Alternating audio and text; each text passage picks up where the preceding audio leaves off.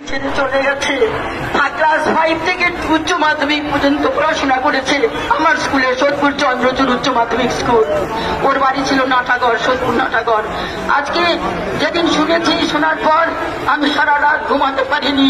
কত স্নেহে ওকে আমরা লালিত পালিত করেছি, কত মিষ্টি ভাষী ছিল, কত স্বল্প ভাষী ছিল, কত সুন্দর, সবসময় পড়াশোনা করতো, এত ভালো মেয়ে ছিল, পৃথিবী ছেড়ে চলে গেল। আজকে আমরা সবাই মিলে যে ওর পাশে দাঁড়িয়েছি, এটাই ওর বড় পাওয়া। ওপর থেকে দেখতে পাচ্ছে যে আকাশের নিচে কত জনতা, কত জনতা ওর জন্য হাউ হাউ করছে। তোমাকে আমরা বাঁচাতে পারিনি তিলোত্তমা, তোমাকে আমরা বাঁচাতে পারিনি। আজকে তোমার মা বাবা এখানে আসবে, কত যন্ত্রণা, কত কষ্ট মায়ের। আমরা তো ওর শিক্ষিকা, আমরা পারছি না থাকতে।